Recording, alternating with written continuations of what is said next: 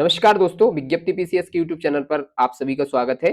आज हम लोग क्लास इसकी जो है तीसरी क्लास कर रहे हैं यूपी स्पेशल की। पहली क्लास में क्या किया था हम लोगों ने, जो यूपी ट्रिपल एससी के 2025 के जितने भी एग्जाम हुए थे उनके पीवाईक्यू देख लिए थे, है ना।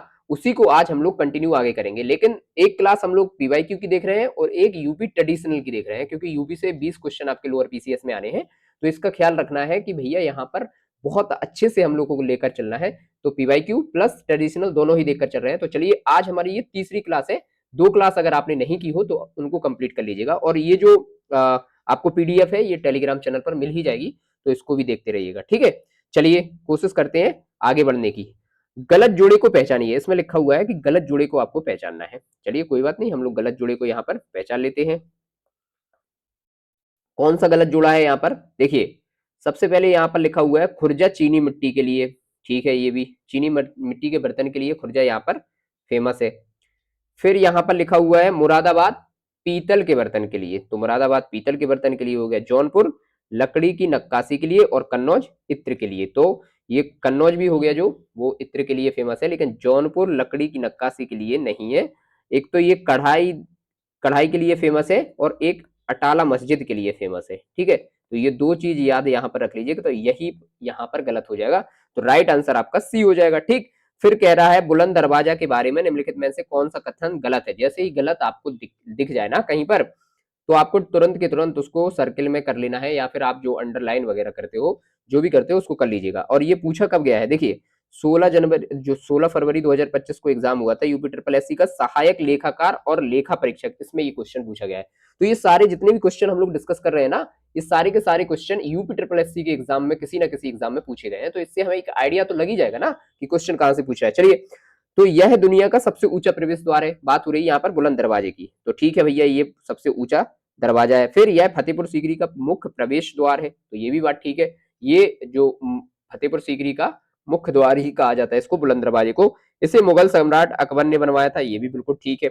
इसे पेशावर पर अकबर की जीत की याद में बनवाया गया था, तो ये गलत हो गया यहाँ पर भैया। पेशावर की नहीं, जब अकबर कहाँ जीता था, गुजरात विजय के बाद, है ना। जब गुजरात विजय के बाद वो जब वापस आया था, तो फिर फतेहपुर सीकरी में उसने बुलंद दरवाजा बनवाया था। तो ये हो गया, राइट आंसर आपका हो जाएगा यहाँ पर डी, ठीक। चलिए नेक्स्ट देख लेते हैं। चरकुला की प्रमुख विशेषताएं यहाँ पर पूछी जा रही है, मंडी सचिव में ये पूछी गई थी, है ना। तो सिर पर बहुस्तरीय दीपकों को संतुलित करना, तो ये बिल्कुल ठीक है यहाँ पर। और हमें क्या बताना है, प्रमुख सही सही विशेषताएं बताई नहीं थी। तो सिर पर बहुस्तरीय दीपकों को संतुलित करके रखा जाता है, महिलाएं इसको करती हैं, और सिर पर अपने पर बहुत सारे दीपक जल रहे होते हैं, उस बर्तन को रख लेती हैं और फिर उसको संतुलित करती है, ठीक है। तो यही होता है चरकुला नृत्य, ठीक है। नेक्स्ट देख लेते हैं, लखनऊ चित्रकला शैली का विकास अवध के किस नवाब के अधीन हुआ था। तो ये हुआ था किसके तहत, ये हुआ था आसफ उद दौला के टाइम पर हुआ था। तो अगर लखनऊ चित्रकला की बात हो ना, तो शहादत खां और बाजिद अली शाह आपके दिमाग में बहुत ज्यादा आता है, तो ये दोनों ने नहीं किया था, ये किया था आसफ उद दौला ने। तो ये आपको याद रख लेना है, ठीक। नेक्स्ट है, लखनऊ की जो चारबाग रेलवे स्टेशन की स्थापत्य शैली का उदाहरण है, किस स्थापत्य शैली का उदाहरण है। तो चारबाग पर जो गया होगा उनने देखा होगा, तो लखनऊ का जो चारबाग बना हुआ है ना, वो इस टाइप की गुम्मद टाइप का बना हुआ है ना। तो गुम्मद जो है ना, ये आ जाती है इंडो सार सैनिक में, ठीक। आपने ताजमहल देखा होगा, और कई किले भी देखे होंगे, ठीक है। विक्टोरिया महल भी देखा होगा कुछ कुछ, उसमें उसका भी उसमें भी रूप दिखता है। तो ये चीजें हैं इंडो सार सैनिक, ये स्थापत्य शैली का उदाहरण है, ठीक। तो लखनऊ का चारबाग जो रेलवे स्टेशन है वो भी इसी का उदाहरण है, ठीक है। नेक्स्ट देख लेते हैं, बनारस घराने की प्रसिद्ध ठुमरी टप्पा गायिका कौन थी। तो ठुमरी टप्पा गायिका की बात हो रही है, और बनारस घराने की, तो ये रसूलन बाई है, ठीक है। रसूलन बाई को आप यहां पर याद रख लीजिएगा, ठीक। नेक्स्ट है, तो देखिए हम लोगों का बेसिकली इसमें देखना क्या है, मतलब क्वेश्चन हम लोगों का, हम लोग क्या समझने के लिए ये क्वेश्चन लगा रहे हैं कि भैया क्वेश्चन कहां से पूछ रहा है। तो देखिए, जो यूपी की स्थापत्य शैली रहेगी वो हम लोग पढ़ लेंगे, ठीक है। लखनऊ चित्रकला शैली भी इसी में आ जाएगी, ठीक। नृत्य की बात यहाँ पर हो गई है, चरकुला नृत्य की, तो नृत्य भी हम लोग देख लेंगे। और बुलंद दरवाजा भी स्थापत्य कला में आ जाएगा, तो स्थापत्य कला तो हम लोगों को ठीक से देखनी है। फिर वन डिस्ट्रिक्ट वन प्रोडक्ट को देख लेंगे, ओडीओपी को, है ना। ODOP, one district one product, ये यहाँ से लिया गया है। अब नेक्स्ट देख लेते हैं, उत्तर प्रदेश के जीआई टैक्स से पूछा जा रहा है हमसे क्वेश्चन, नेत्र परीक्षक अधिकारी में ये पूछा गया था। जीआई टैक्स से कैसे, इसके बारे में कौन सा युग्म सही सुमेलित नहीं है, ठीक है। गलत हम लोगों को यहाँ पर बताना है। तो देखिए बोल रहा है कि आगरा हस्तनिर्मित कालीन, लखनऊ चिकन क्राफ्ट के लिए, ठीक है, फिरोजाबाद कांच के लिए, बिल्कुल है, कांच की चूड़ियां यहाँ पर बनाई जाती हैं और झूमर वगैरह भी यहाँ पर मिल जाते हैं। कन्नौज परफ्यूम के लिए, वही इत्र के लिए, तो ये भी ठीक है। तो आगरा जो है ना वो हस्तनिर्मित कालीन के लिए ये फेमस नहीं है, हस्तनिर्मित कालीन के लिए तो भदोही फेमस है, तो ये यहाँ पर गलत हो जाएगा और हमसे गलत ही पूछा है। और आगरा किस लिए फेमस है, तो एक तो हम इसको ताज नगरी बोलते हैं और दूसरा ये बोलते हैं पेठा के लिए ये फेमस है यहाँ पर, है ना। तो ये दोनों के दोनों याद रख लेंगे। चलिए नेक्स्ट देखते हैं, सारनाथ की बात हो रही है। सारनाथ के अशोक स्तंभ में निम्नलिखित में से कौन सा नहीं पाया जाता, मतलब कौन सा नहीं पाया जाता, यानी कि यहाँ पर जानवर की बात हो रही है, कौन सा जानवर इसमें से नहीं पाया जाता है। तो देखिए इसमें दिया हुआ है बैल, हाथी, घोड़ा और बाघ। तो इसमें से कौन सा एक है जो कि अशोक के जो सारनाथ का स्तंभ है उसमें नहीं पाया जाता है। तो फेमस है एक तो ये सारनाथ का स्तंभ, तो आपको पता होना चाहिए। अब देखिए इसमें कैसे याद रखा है, मैंने जैसे याद रखा है वो मैं आपको बता देता हूँ। पहले तो बनाने को तो आप कुछ भी बना लो, है ना। ये मान लो शेर हो गए, है ना, शेर थोड़े से समझ लेना आप। यहाँ पर सबसे ऊपर 4 शेर बने हुए हैं, 3 के मुंह हमको दिखते हैं, एक पीछे की साइड बना हुआ है। फिर उसके बाद यहाँ पर एक कमल टाइप का बना हुआ है उल्टे आकार का, है ना। और फिर यहाँ पर एक घोड़ा बना हुआ है, फिर बैल बना हुआ है बीच में और हाथी बना हुआ है, और इसमें बाघ की कोई बात नहीं हुई है। और यहाँ पर जो घोड़ा बना हुआ है वो घोड़ा किस चीज का प्रतीक है, तो ये है रफ्तार का प्रतीक। जो अशोक का शासन था वो रफ्तार से चलता था, है ना। और जो बैल था वो किसके लिए फेमस है, आप लोग क्या हो, आप लोग कैसे मेहनती हो ना, तो आप बैल हो अभी, है ना, मेहनती से याद रख लीजिएगा। बैल बैल था जो, वो था मेहनत का प्रतीक, और हाथी जो था वो था शक्ति का प्रतीक, और जो शेर थे ना इसमें, शेर शेर थे राजा का प्रतीक, है ना, कि राजा जो है ना चारों दिशाओं में दिखता है। तो अब आपको बहुत अच्छे से समझ में आ गया होगा। घोड़ा रफ्तार का प्रतीक था, बैल मेहनत का प्रतीक था, और हाथी शक्ति का प्रतीक था। बाघ तो इसमें कहीं था भी नहीं, तो राइट आंसर आपका डी हो जाएगा। इसमें बाघ कहीं पर भी नहीं दिखता है। ठीक, नेक्स्ट क्वेश्चन कह रहा है, ताजमहल की पुरातात्विक योजना किसने तैयार की थी। ताजमहल की पुरातात्विक योजना जो थी ना वो किसने की थी तैयार, तो इसका नाम आपको बताना है। ये राजा का नाम नहीं पूछा है, यहाँ पर आपको उस्ताद का नाम बताना है। उस्ताद अहमद लाहौरी ये इसके थे, जो कि ताजमहल की इन्होंने रूपरेखा तैयार की थी। राइट आंसर आपका डी हो जाएगा। ठीक है, यूनेस्को द्वारा 2008 में अमूर्त सांस्कृतिक विरासत घोषित किया गया था, और ये दंत स्वास्थ्य विज्ञान में पूछा गया है। तो किसको किया गया था बताइए, कालबेलिया को, छाऊ को, कुंभ मेला को, या रामलीला को। तो यहां पर किया गया था कुंभ मेला को। ठीक, कौन सा घराना ख्याल गायकी और ध्रुपद थमार का मिश्रण है, एक बार देख लेते हैं। 60 वाले का आंसर क्या है, 60 का ठीक है डी लगाया जा रहा है यहाँ पर। यहाँ पर आपको बता दें कि भैया यहाँ पर ये कुंभ मेला नहीं, डी यहाँ पर रामलीला हो जाएगा। ठीक, नेक्स्ट देख लेते हैं, घराना ख्याल गायकी और ध्रुपद थमार का मिश्रण कौन है। तो ये हो जाएगा आपका कौन सा घराना, आपका ये हो जाएगा आगरा घराना।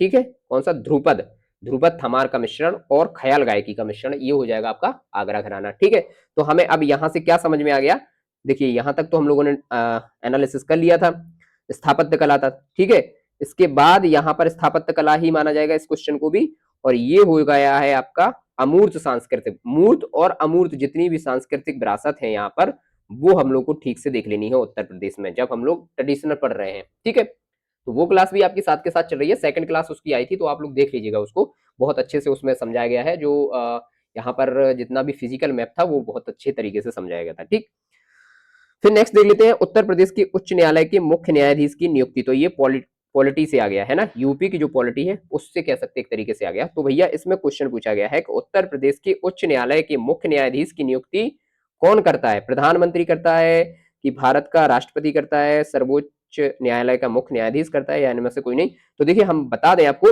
चाहे तो वो हाई कोर्ट की बात हो या फिर सुप्रीम कोर्ट की बात हो, दोनों जगह ही भारत का राष्ट्रपति ही मुख्य न्यायाधीश की नियुक्ति करता है, ये ध्यान आपको रखना है। ठीक है, उत्तर प्रदेश का झूला नृत्य किस माह में किया जाता है। देखिए आप लोगों ने खूब झूला झूला होगा, कौन से माह में झूला डालते हैं, है ना। तो कार्तिक में तो होता नहीं है, चैत्र में होता नहीं है, माघ में होता नहीं है, श्रावण में होता है ना, सावन में, है ना, उसी में रक्षाबंधन मनाया जाता है, उसी माह में, उसी झूला नृत्य भी उसी समय होता है। उत्तर प्रदेश के फतेहपुर सीकरी शहर की स्थापना का श्रेय किस मुगल सम्राट को दिया जाता है। ये क्वेश्चन तो बच्चों वाला है, और एक्सरे टेक्नीशियन में ये पूछ लिया था, अकबर को ये दिया जाता है ना। निम्नलिखित में से कौन से नृत्य की शुरुआत उत्तर प्रदेश में हुई थी, कौन से नृत्य की शुरुआत बोल रहा है यहाँ पर कि उत्तर प्रदेश में हुई थी। तो देख लेते हैं, कथक, कथकली, ओडिसी, भरतनाट्यम। सबसे पहले आपको पता होना चाहिए कथकली कहाँ का है, केरल का, है ना, और ओडिसी कहाँ का है, ओडिशा का, और भरतनाट्यम कहाँ का है, तो ये है तमिलनाडु का। तो बताइए फिर कौन सा बचा है, कथक बचा है जो कि यूपी का है। तो राइट आंसर आपका ए हो जाएगा। उत्तर प्रदेश सरकार द्वारा एक जनपद एक उत्पाद ओडीओपी, ओडीओपी से तो एक क्वेश्चन आना ही है, तो ओडीओपी जब भी टाइम मिला करे ना तो 4-5 डिस्ट्रिक्ट का रोज याद कर लिया करे। बाकी एक दिन मैं भी याद करवाऊंगा, बड़ी याद ट्रिक हम लोग बनवाएंगे और ट्रिक के माध्यम से सारे के सारे ओडीपी देख लेंगे, लेकिन आप अपने स्तर पर भी करते रहिएगा, है ना। तो उत्तर प्रदेश सरकार द्वारा पूछा है कि जो ओडीओपी योजना है ना वो किस वर्ष चालू की गई थी। तो बाबा की सरकार जब से आई थी ना, बाबा की सरकार के जस्ट एक साल बाद, क्योंकि भाई सरकार में आते ही थोड़ा सा तो टाइम लगता है ना कुछ चीजें नई करने में, तो जैसे ही बाबा की सरकार आई उसके एक साल बाद 2018 में ODOP one district one product योजना चलाई गई थी, है ना। 86 87 क्वेश्चन देख लेते हैं। लोकगीत मुख्य रूप से उत्तर प्रदेश में महिलाओं द्वारा परिवार में बच्चे के जन्म को एक शुभ क्षण के रूप में मनाने के लिए गाया जाता है और प्रस्तुत किया जाता है। तो पूछा जा रहा है भैया कौन सा ऐसा लोकगीत है जो कि जब यूपी में महिलाओं द्वारा बच्चे के जन्म और एक शुभ क्षण के रूप में मनाने के लिए गाया जाता है। तो देखिए जब भी हमारे बुंदेलखंड में, तो पता नहीं आप लोगों के इधर बोला जाता है कि नहीं, लेकिन हमारे बुंदेलखंड में ये बोला जाता है कि जैसे ही किसी का मतलब घर में बच्चे का जन्म होता है ना, तो बोलते हैं सोहर, सोहर फैल गई है यहाँ पर, है ना। तो सोहर से ही होता है ये, और फिर गाना आना महिलाओं के द्वारा गाए जाते हैं, तो सोहर उसको बोला जाता है। तो राइट आंसर आपका बी हो जाएगा। ठीक है, समझ में आ गया होगा यहाँ तक। चलिए नेक्स्ट क्वेश्चन देख लेते हैं। बहुत ज्यादा तो हम लोगों को यहाँ पर डिस्कस करना नहीं है, क्योंकि यहाँ पर हमारा ये समझना बेहतर है कि भैया क्वेश्चन तो पूछे जा रहे हैं पर वो किस क्षेत्र से पूछे जा रहे हैं। अब देखिए ये मेले से क्वेश्चन आया, जैसे उत्तर प्रदेश के आगरा के पास नवंबर में आयोजित होने वाले वार्षिक उत्सव वटेश्वर मेला, वटेश्वर मेला का प्राथमिक फोकस क्या है। तो सबसे पहले तो हमें ये पता होना चाहिए कि ये जो वटेश्वर मेला होता है ये कहाँ पर होता है, कौन से जिले में होता है ये बटेश्वर मेला।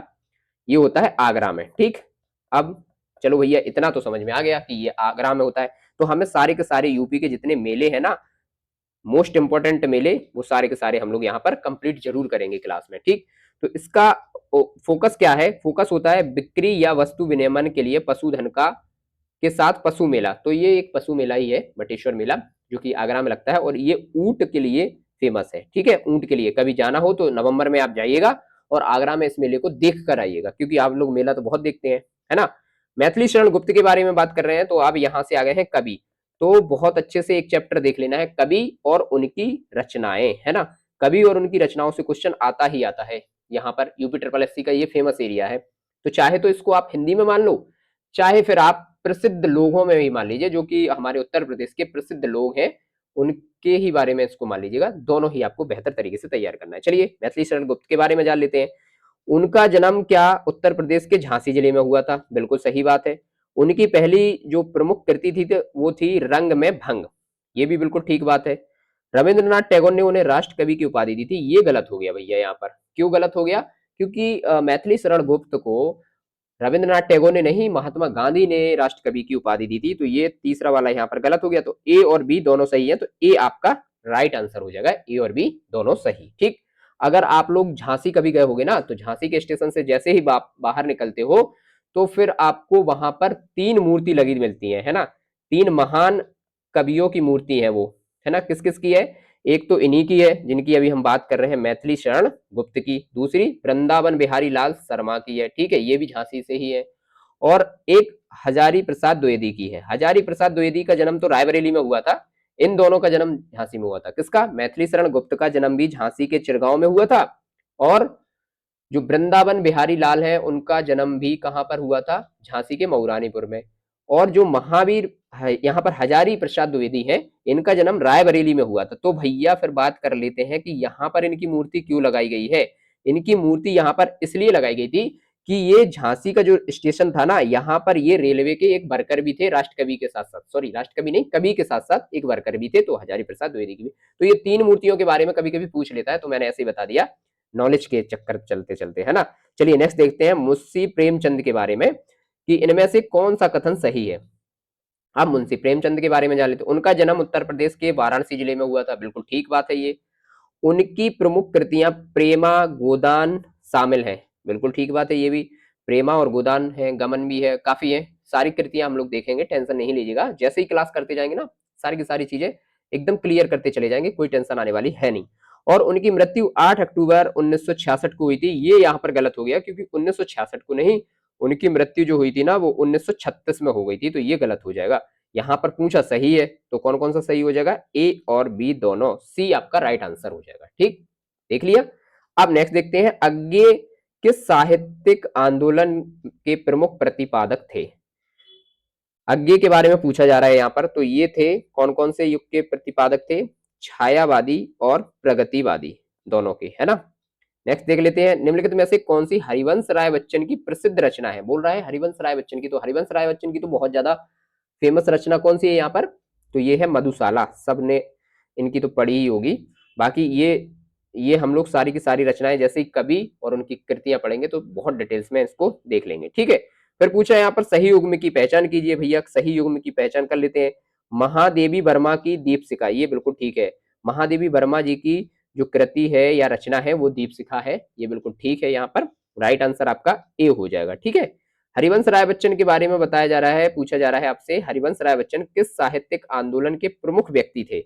तो कौन से साहित्यिक आंदोलन के थे, ये छायावादी युग के थे, तो छायावादी इसका राइट आंसर हो जाएगा आपका छायावादी। ठीक है, दिख तो रहा होगा आपको, ब्लर तो नहीं दिख रहा है, वैसे साफ तो दिख रहा है, मुझे तो सामने साफ दिख रहा है, पर कोई नहीं, अगर थोड़ा बहुत आएगा तो कमेंट में बताइएगा, कल से क्वालिटी और बढ़ा दी जाएगी, है ना। मिर्जा गालिब और फ्राक गोरखपुरी की बात यहाँ पर कर रहे हैं। इनसे जुड़ी प्रसिद्ध व्यक्तित्व क्या है, कट्टक है, गजल है, कव्वाली है, दस्ताना, कठपुतली। अब ये बताइए, मिर्जा गालिब का नाम किसने नहीं सुना होगा, आप में से सबने सुना भी होगा, उनकी गजल भी सुनी होगी, तो ये गजल के लिए फेमस है, मिर्जा गालिब और फ्राक गोरखपुरी। ठीक है, तो राइट आंसर आपका यहाँ पर बी हो जाएगा।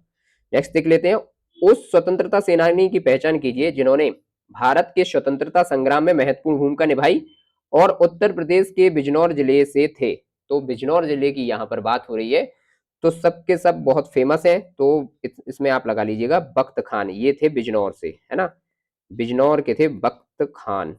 ठीक है, नेक्स्ट देखते हैं, निम्नलिखित में से फतवा ए जहांदारी का लेखक कौन है। फतवा ए जहांदारी का लेखक कौन है यहाँ पर, तो ये है आपके कौन, बर्नी, है ना, जियाउद्दीन बर्नी। यहाँ पर फतवा ए जहांदारी के जो लेखक हैं ये है जियाउद्दीन बर्नी। ठीक, फिर सही जोड़ा पूछा जा रहा है, तो यहाँ पर अब एक समझ में और आया, लेखक अभी लेखक ही चल रहे हैं, लेकिन जो ऐतिहासिक लेखक हैं उनको भी हमें यहाँ पर देखना है। कौन से ऐतिहासिक लेखकों को भी हम छोड़ेंगे नहीं, उनको भी कंप्लीट करके ही आगे बढ़ेंगे। निम्नलिखित में से सही जोड़ा पहचानिए, निराला अनामिका, प्रभात रंजन सरकार झूठा सच, हजारी प्रसाद द्विवेदी मधुशाला। तो देखिए ये तो गलत हो गया, ये भी गलत हो गया, और प्रभात रंजन सरकार का तो झूठा सच है नहीं, निराला जी की अनामिका है, ये राइट आंसर आपका हो जाएगा ए। ठीक, चलिए नेक्स्ट देखते हैं, प्रसिद्ध कवि महावीर प्रसाद द्विवेदी का जन्म उत्तर प्रदेश के किस जिले में हुआ था। तो अभी हम लोगों ने यही तो बात की है तुरंत के तुरंत कि इनका जन्म हुआ था रायबरेली में, और इन्हीं की तो मूर्ति लगी है झांसी स्टेशन के सामने, है ना, 3 मूर्ति जो लगी है उनमें से एक मूर्ति हजारी प्रसाद द्विवेदी की भी है।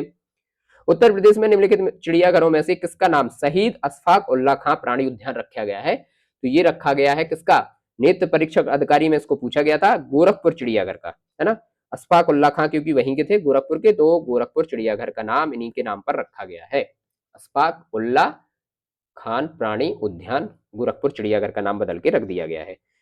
उत्तर प्रदेश का कौन सा कवि अपनी रचना ए हल ए मिस्किन के प्रसिद्ध है, जो उर्दू गजल का प्रारंभिक प्रोटोटाइप है।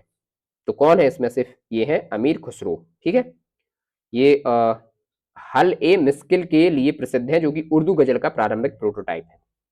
उत्तर प्रदेश का कौन सा ऐतिहासिक स्थल बुद्ध समाधि स्थल के रूप में जाना जाता है। तो सबको पता होगा ये तो कुशीनगर है, जो कि बौद्ध समाधि स्थल के रूप में जाना जाता है। लुम्बिनी उनका जन्म स्थान है ना, जन्म के लिए जाना जाता है। बोधगया ज्ञान के लिए जाना जाता है, और सारनाथ प्रथम उपदेश के लिए जाना जाता है।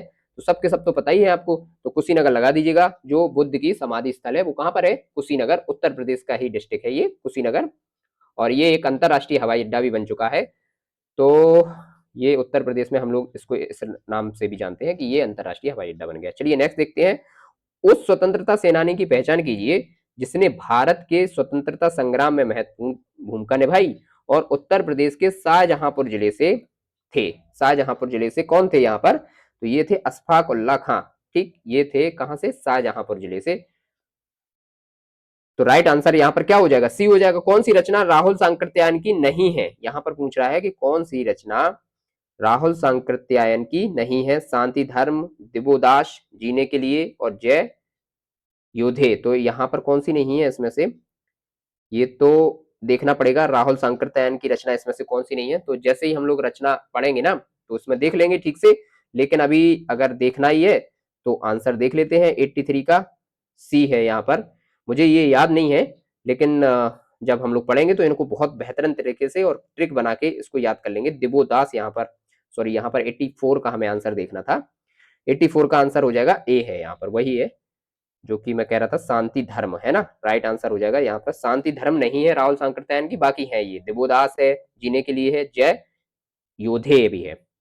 चलिए अब मिलान करने के लिए बोल रहा है कवि और जन्म स्थान। देखिए अबुल फैजी, तो अबुल फैजी ही है ये, क्योंकि कौन था ये, जो कह सकते हैं अकबर के जो दरबारी थे ना, अकबर के 9 रत्न थे, जो कह सकते हैं 9 रत्न में से एक अबुल फैजल भी था और इसी का भाई अबुल फजल भी था, है ना। तो ये इनका जन्म स्थान कहां पर हुआ था दोनों का, ये हुए थे आगरा में। तो जन्म स्थान पूछा है, आगरा में हो गया, ठीक।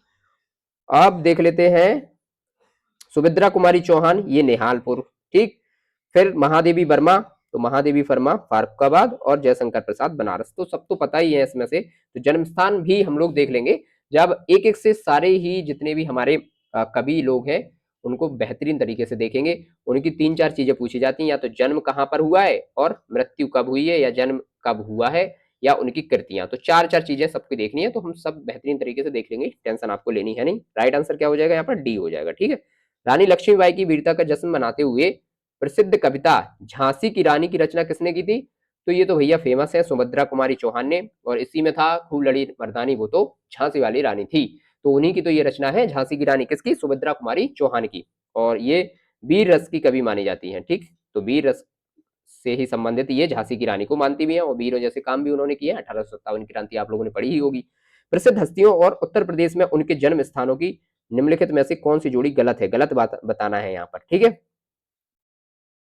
तो देखिए कौन, ये तो देखिए कहाँ कहाँ से पूछ लिए हैं क्वेश्चन, कैसे कैसे। नवाजुद्दीन सिद्दीकी का भी पूछ लिया है, सौरव शुक्ला जो यूट्यूबर है इनका भी पूछ लिया है, इस टाइप के क्वेश्चन यहाँ पर आ रहे हैं, है ना। तो भैया इनका तो मुझे भी नहीं पता कौन कहाँ पर है, इनका देखना ही पड़ेगा। चलिए देख लेते हैं।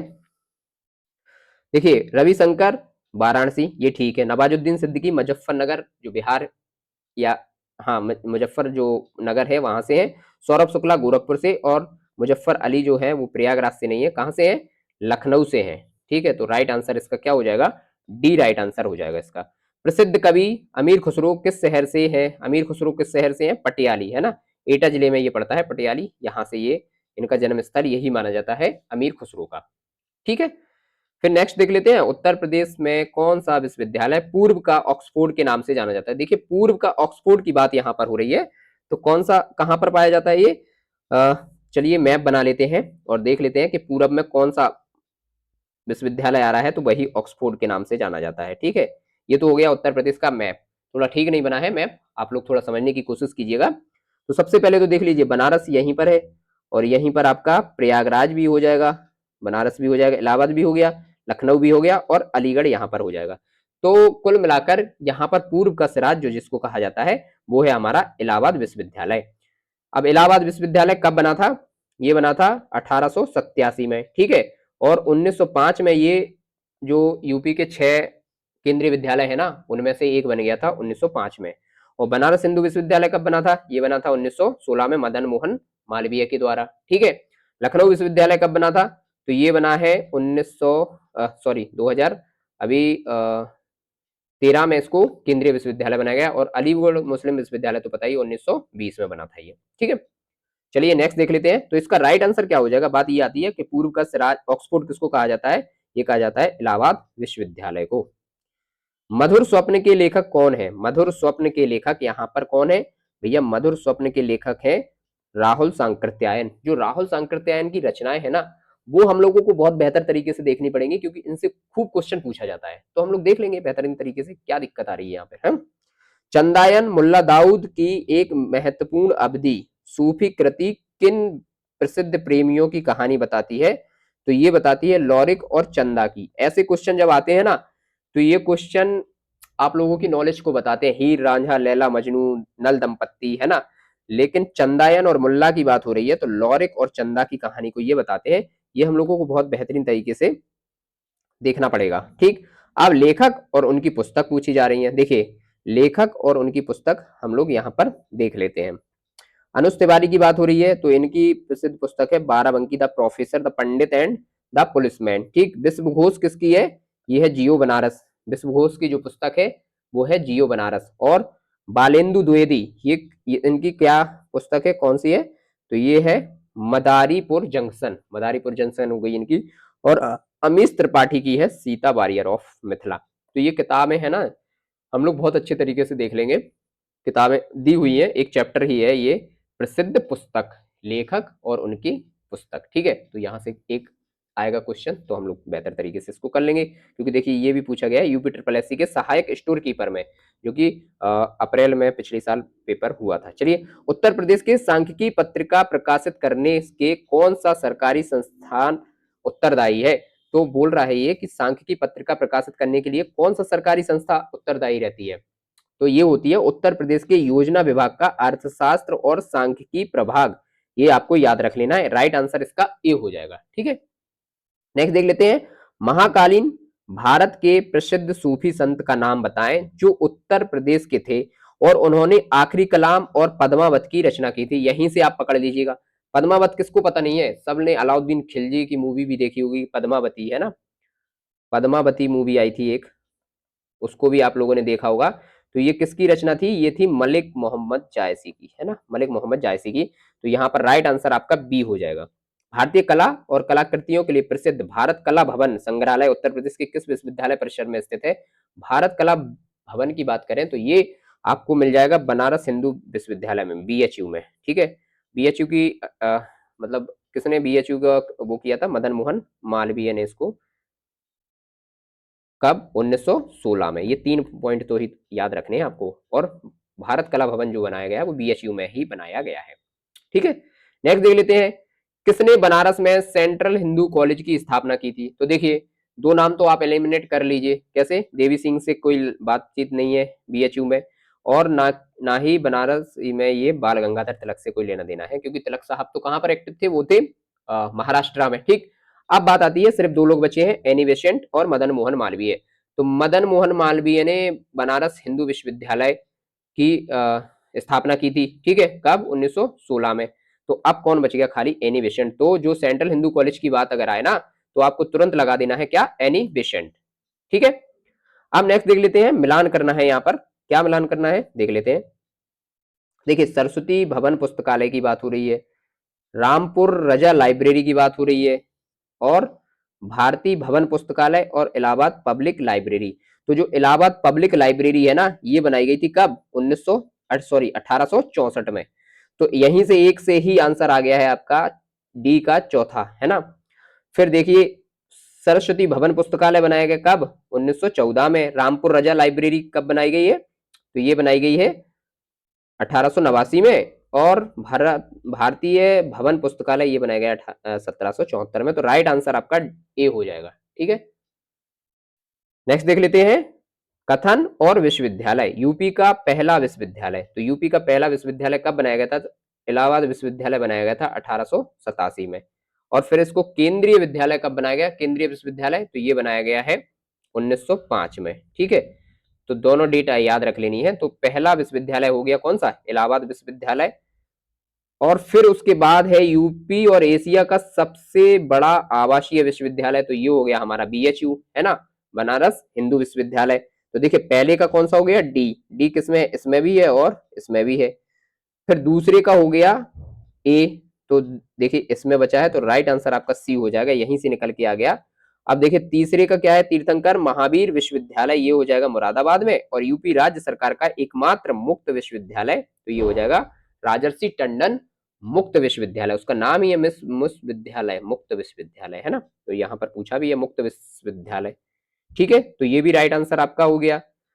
तो हमें इतना समझ में आ गया है कि यहाँ पर हमारी जो यूनिवर्सिटी है, यूपी की जो यूनिवर्सिटी है, उनको कंप्लीट कर लेना है ठीक से। ठीक, कौन कब बनी, किसने इसकी स्थापना की। ठीक, और जितनी भी यूपी में सेंट्रल यूनिवर्सिटी है, केंद्रीय यूनिवर्सिटी, उनको भी बेहतरीन तरीके से पढ़ लेना है, जिससे कि कोई क्वेश्चन आए तो यहाँ से खाली ना जाए। और इसकी स्थापना किसने की है यही देखना है, कौन से सन में हुई, बस यही तो देखना है, कितनी यूनिवर्सिटियां हैं।